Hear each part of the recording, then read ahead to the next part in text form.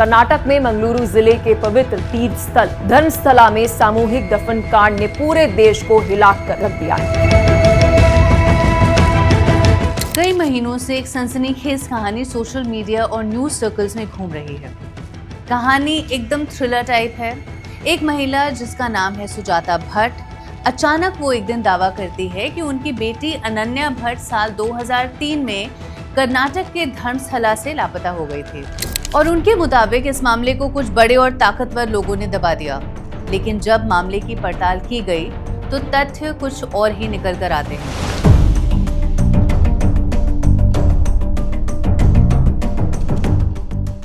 सुजाता भट्ट के दावे के मुताबिक उनकी बेटी अनन्या मणिपाल के कस्तूरबा मेडिकल कॉलेज में MBBS छात्रा थी, लेकिन KMC मणिपाल का कहना है कि ऐसी कोई स्टूडेंट कभी थी ही नहीं, ना ही कोई एडमिशन रिकॉर्ड, ना कोई स्कूल सर्टिफिकेट और ना ही अनन्या नाम की कोई आधिकारिक जानकारी। यहाँ तक कि उस परिवार को जानने वाले लोग भी कहते हैं कि उन्होंने कभी सुजाता भट्ट की कोई बेटी देखी ही नहीं। मामले में फिर आता है सबूत का दावा।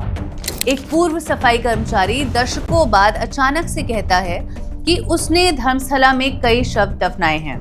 यह कर्मचारी एक मानव खोपड़ी भी दिखाता है, लेकिन SIT की फोरेंसिक रिपोर्ट ने साफ कर दिया कि वो अवशेष किसी महिला का था ही नहीं, बल्कि एक पुरुष के शव का अवशेष था। मामला साफ। अब आइए वापस चलते हैं खुद सुजाता भट्ट की कहानी पर। वो कहती हैं कि उन्हें अगवा किया गया, कुर्सी से बांधा गया और बेंगलुरु के विल्सन गार्डन इलाके में स्थित अगाड़ी हॉस्पिटल में 3 महीने तक कोमा में रखा गया। लेकिन अस्पताल के रिकॉर्ड में ऐसी कोई भी पेशेंट कभी एडमिट हुई ही नहीं।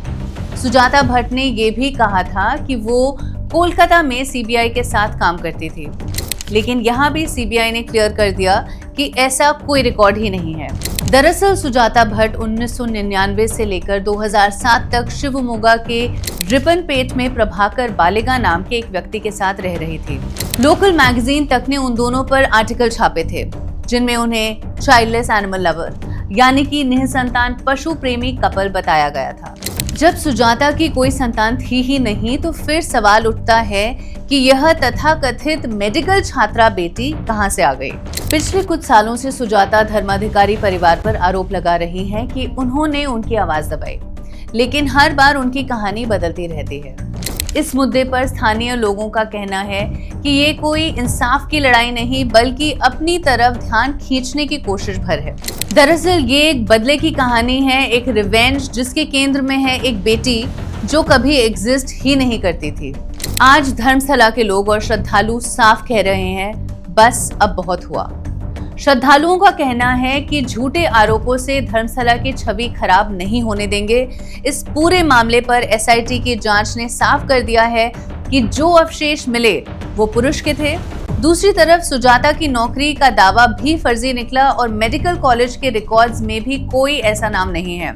जो कहानी कभी मां की लड़ाई के तौर पर पेश की गई थी, दरअसल वो अब एक चतुराई से गढ़ी हुई नाटक की स्क्रिप्ट लग रही है। सच्चाई एकदम साफ है, ना रिकॉर्ड, ना सबूत, ना कोई अनन्या भट्ट, सिर्फ एक काल्पनिक कहानी जो अपने ही झूठ के बोझ से ढह रही है। Subscribe to One India and never miss an update.